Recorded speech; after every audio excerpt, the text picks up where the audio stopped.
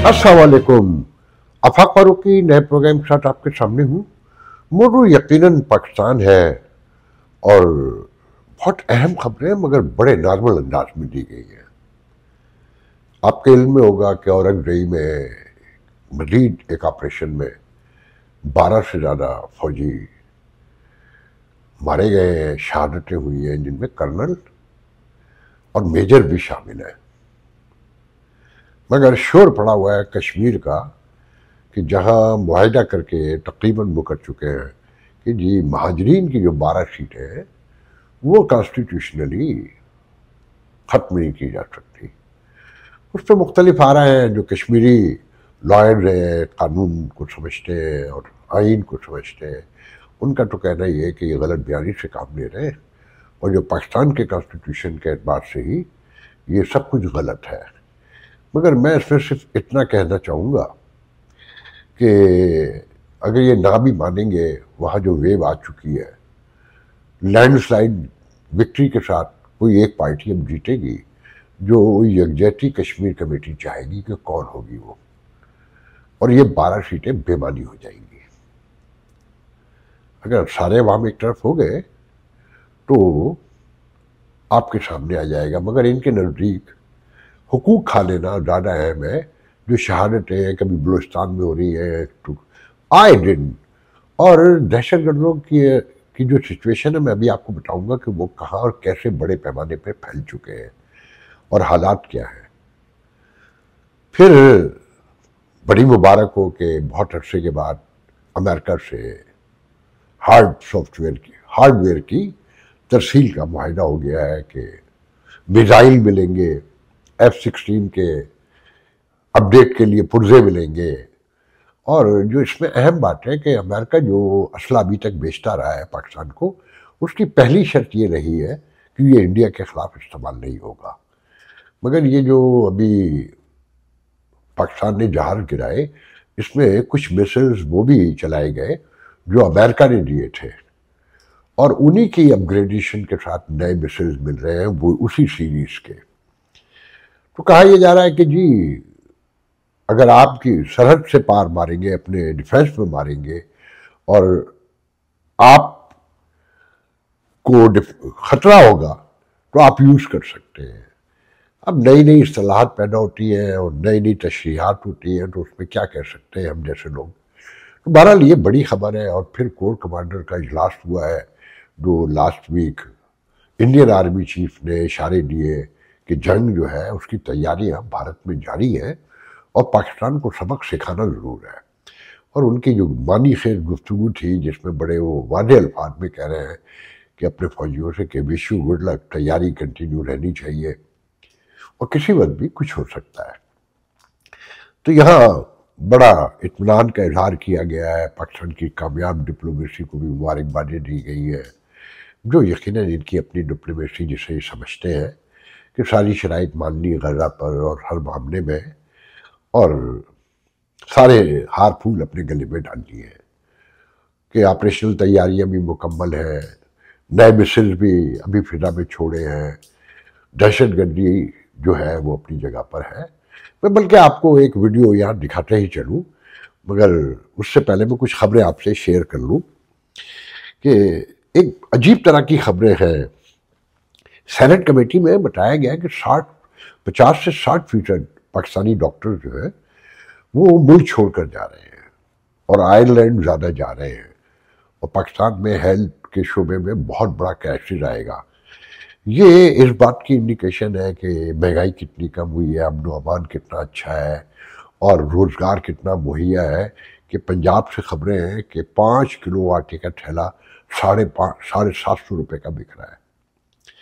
मतलब 10 किलो आटे का ठेला 1500 का तो वैसे ही हो गया, मगर ये कराची में तो 1700-1800 का है जो मेरे इल्म में आया है।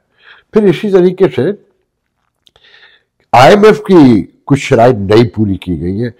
ये बड़ी इंपॉर्टेंट खबर है जो मैं आपको चाहता हूँ कि आप एक दो लाइनों में इसको समझ लें कि सिविल सर्वेंट्स के असासे जात की कवायद में तरमीम का मसौदा जारी कर दिया गया है कि 17 से 22 ग्रेड के अफसरों के असासा जात जो एसेट्स हैं वो सामने लाए जाएंगे।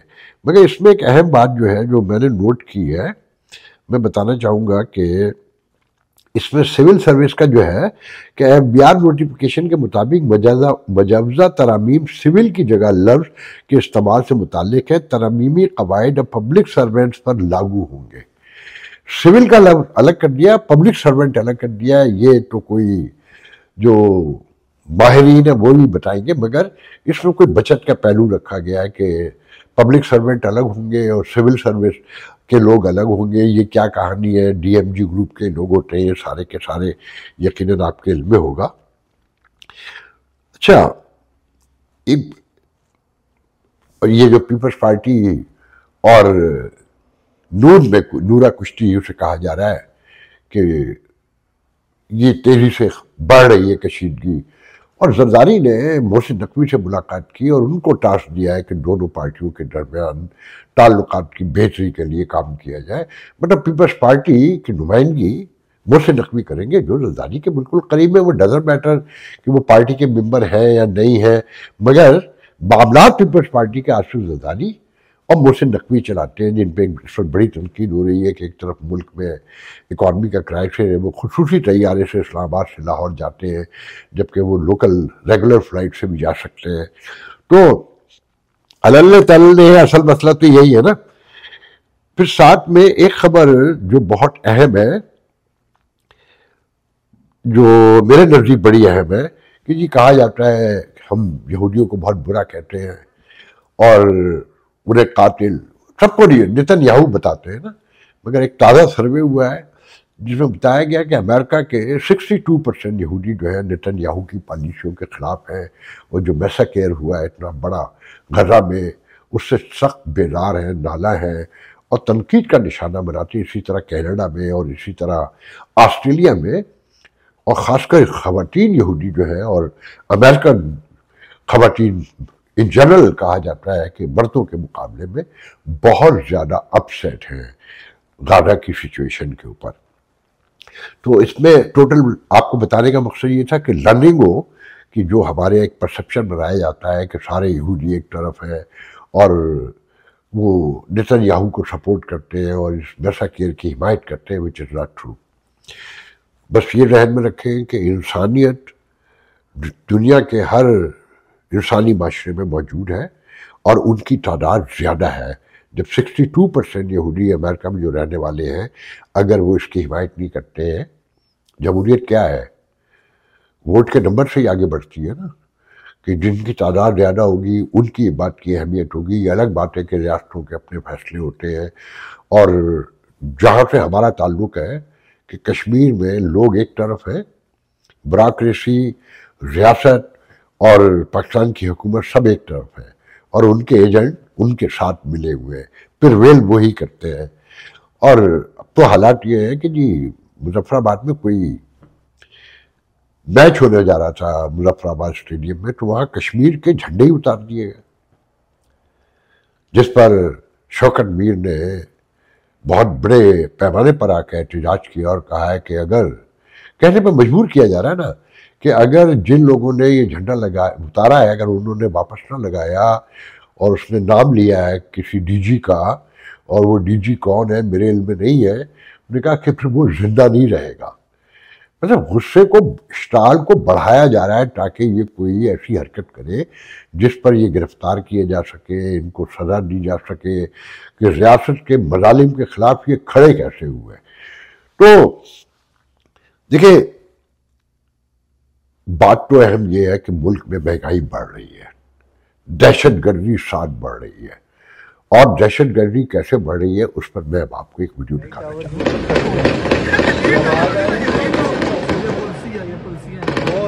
نہیں نا، ایک انکاؤنٹر کر دیا، باقی بہت 2-3 ایک ہیں. ہاں وہ دے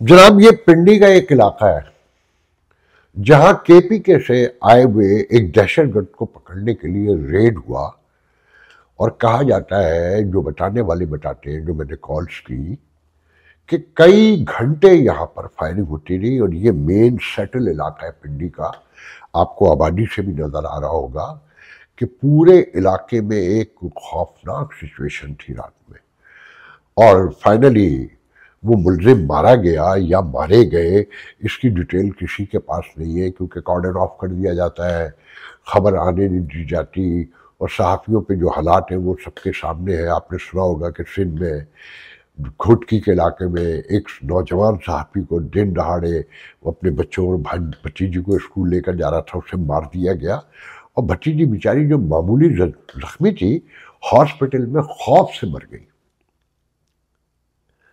آپ اندازہ، سندھ میں تو صحافی سال میں 2-4 تو اب ہر سال ہی مارے جاتے ہیں تقریباً، اور خاص کر چھوٹے علاقوں میں، ریموٹ ایریا میں، جو کنٹرول کرتے ہیں وڈیرے جاگیردار، اور ان کا ایک ہی خاص پارٹی سے تعلق ہے، سب کو پتہ ہے کراچی میں ملیر سے لے کر اور گھوٹکی تک جو حالات ہیں صحافیوں کے، وہ اب آپ اکثر آئے دن پڑھتے رہتے ہیں۔ دیکھیں، حالات یہ ہے کہ لوٹ مار کی آخری انتہا ہو چکی ہے، اور کسی کی توجہ اس طرف نہیں ہے۔ دہشت گردی اسی لیے بڑھ رہی ہے، اور سیپریشن موومنٹ، جسے آپ دہشت گردی بھی کہہ سکتے ہیں، اور اپنے تھاٹ کے مطابق ہم بات کرتے ہیں نا، میں تو اس سے سیپریٹ موومنٹ سمجھتا ہوں کہ 78 سال سے ان کے حقوق کھائے ہوئے ہیں، ان سے مذاکرات بھی کرتے ہیں، آپریشن بھی کرتے ہیں، وعدے بھی کرتے ہیں، ڈیلیگیشن بھی بھیجتے ہیں۔ ڈیلیگیشن جو نواب اکبر بگٹی کے پاس گیا تھا، بعد میں پتہ چلا کہ اس کے پاس تو کوئی مینڈیٹ ہی نہیں تھا۔ جو اکبر بگٹی کے اپنے بیانات ہیں، مشاہد سید کے ہیں، چودھری شجاعت کے ہیں، وہ سارے آپ کے سامنے ہیں۔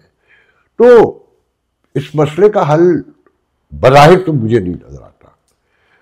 جو اس کا حل ہے وہ ریاست ماننے کو تیار نہیں ہے، جو یہ ثابت کر رہی ہے کہ اب اور ٹوٹتا ہے تو یہ ٹوٹ جائے۔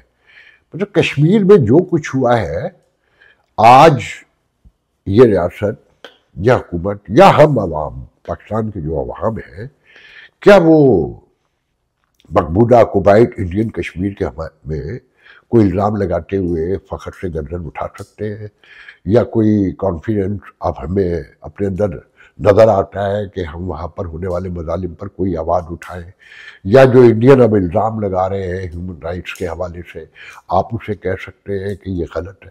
نہیں، ایسا کچھ نہیں ہے۔ بات یہ ہے کہ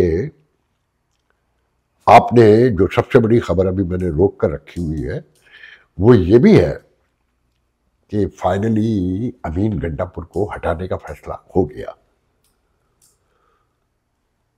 اور خان صاحب نے ایک بار پھر ایک نئے بزدار کو لانے کا فیصلہ کیا ہے، سہیل آفریدی کو،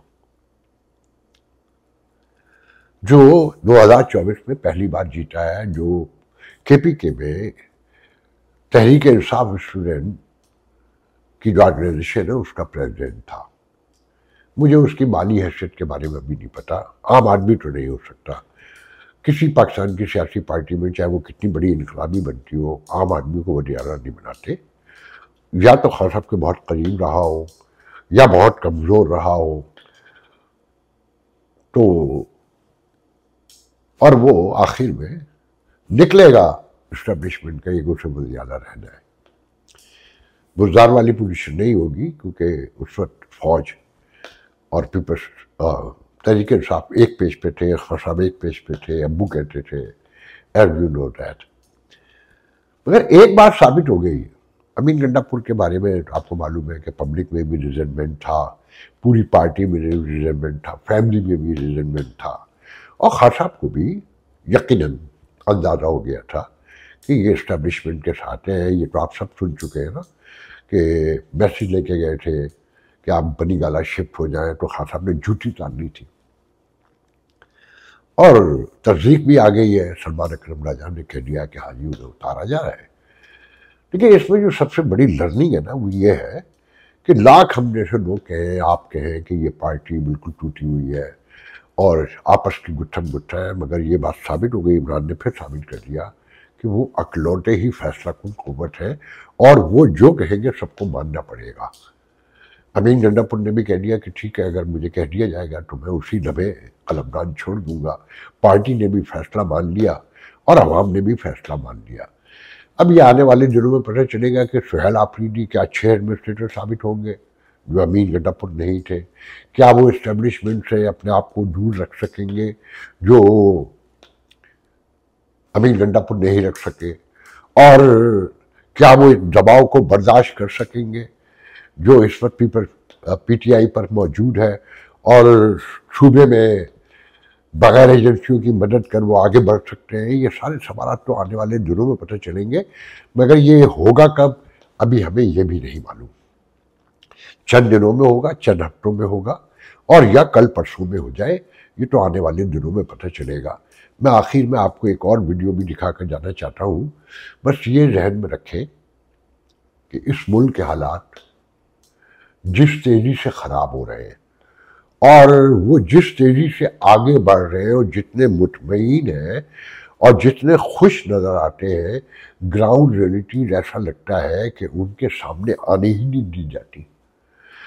और जो शहादतें हो रही हैं उससे नौजवान फौजियों में क्या इम्प्रेशन जा रहा होगा, इनके दौरों और इनकी आनियाँ जानियाँ और इनके खूबसूरत बने हुए बालों, इनकी मुस्कुराहटों और इनके जो खुशी के इजहार हैं, उसमें ये शहादतें जलती पर कितना तेल डाल रही होंगी।